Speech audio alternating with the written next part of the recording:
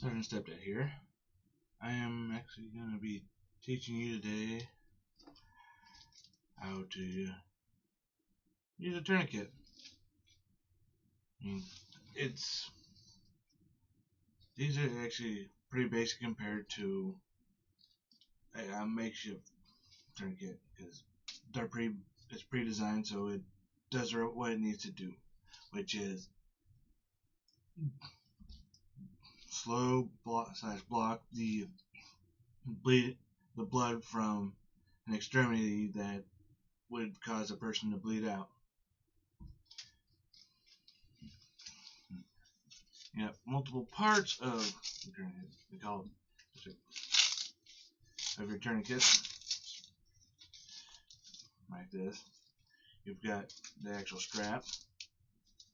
Your windlass. Your windlass is this rod. This is your windlass. They've designed it to where it's got a hook in.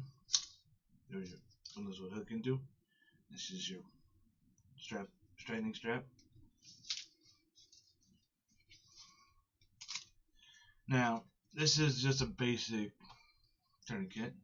They've actually have time to improve them to where some of them look like this. It's got this single hole to pull. It also comes with a place to write your time when the tourniquet is applied, which is important. I'll tell you in a moment. And they provided a writing utensil. And actually, this one, the windlass is made out of metal instead of the material this one's made out of. So, off to the side. But the reason for the time on them is for when to allow those who end up are going to be like doing the actual repairing of the damage. Knows how long the tourniquet's been on. Because actually after a certain amount of time that the tourniquet's been on, if it's been on too long, means they may have to remove the entire limb. And when I go to talk about the makeshift one, I'll tell you some other more important things. But with this Velcro, you undo the Velcro, and you go to put it on, and then you just slide it up. When the military was training us, it's always high and tight. Oh, not high and tight, but yeah, well, as high as you can get it. Go all the way up and you tighten it as much as possible. And you don't worry about pinching them. And you don't go all the way. Okay? Then you give the windlass a turn. You turn it until the bright red bleeding stops. You may get a little dark blood seepage, but when you're doing it, when you're trying to practice on yourself, do not tighten it too tight, or else you're gonna cause some more harm. See, then that's the side that I'm going with myself. But you can kind of, if you can see, there's maybe a slight little discoloration to my arm because there's some blood blockage. So I'm gonna loosen that back up. See now I've got enough blood flow, but when you get it tightened and stop, you take the windlass and you slide it under here and slide this over. And when military training was done, you would mark, like you could mark on the head with whatever you had available, even including the person's blood. A T for tourniquet. But since civilian wise, it's gonna be just write the time. If you have something to write with, write the time down. If not, try to remember it. So when the paramedics show up, they know when it was applied. That way they do it. I actually did miss a step you could do, but you just flip that around to give it a little extra hold. But that Velcro is pretty sturdy. It won't. Just because it goes all the way around.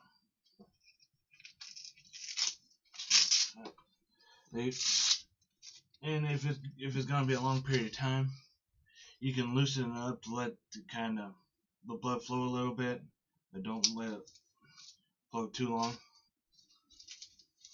No, So now, when it comes to making a makeshift tourniquet, you have some things you have to follow. I mean, I've got a piece of cloth here. You notice how it's actually a piece of cloth, not a shoelace or something thin, really thin. Because if you were to use something really thin, you just pretty much will sever the whole arm off with that. If you do it too tight, but you can use like a strip of cloth from your shirt or anything, shirt, pants, whatever you've got available. You know, pretty much will roll it up into at the least 1 to 2 inch thick strip when you're rolling it up. Now, I'm rolling it right now. See it look like that. Then I'm gonna adjust you here for a second, and I'll show you do it on the table because yes, it gets really difficult with trying to do it with one hand. Alright, I've got it right here. I'm going to use this drink container as my limb. And what you do is you wrap it, you tie a single knot, then take something solid. I mean, you use your if you've got a pocket knife at least that's big enough, you can use that. I mean, it gets a little difficult. Or a strong stick. And last resort is pens and stuff that are a little flimsy. If you got a couple of them to bunch together to do it, that'd work. And then what you do is, if you got not long enough cloth, you just tie it. You'll tie it double.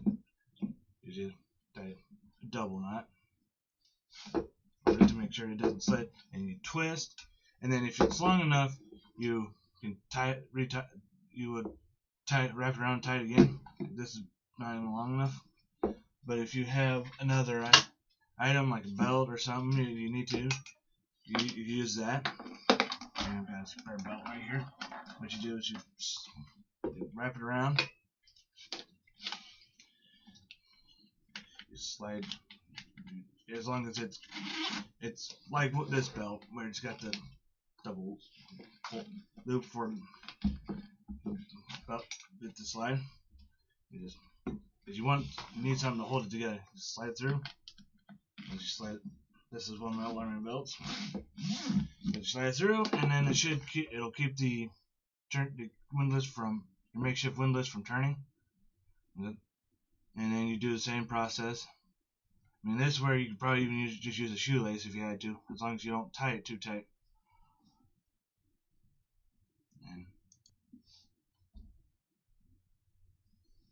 And that's really how you do the make a tourniquet. You cannot use a tourniquet on the head because you just pretty much will kill a person because it deprives them of oxygen and blood. That's where a pressure addition would be more beneficial. Just to keep it pressed, but not too much to choke them out. Just with the pressure on the wound. But according to what one of them said, is that they say it has a service life of 5 years. The one I used for demonstration, this one, I've had for maybe 12, 18 years. 12 to 18 years. And it seems like it's still pretty sturdy. I mean, if it needs to be used, it will need to be used. But I forgot one thing I didn't mention earlier in the video is, usually it's got this buckle right here, or whatever you want to call it. Usually it's like this, where it's both sides, but for quickness, for when you need to get wounded, it works with just one part done. It'll hold, and that's actually from a lot of the combat lifesaver course that I've been through, which half a dozen times I've been through it. But yeah, I mean, it's a good idea to carry something like this in your car, out hiking, camping, stuff like that, just to make sure, to just make sure that if someone ends up severely injured, they're not gonna be bleeding out before the paramedics arrive.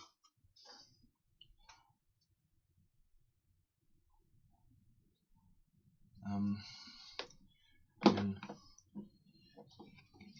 and I didn't use the reason I didn't use this is too stiff. If it's got to be a softer material, kind of, because you know how this is soft, but this is softer than this.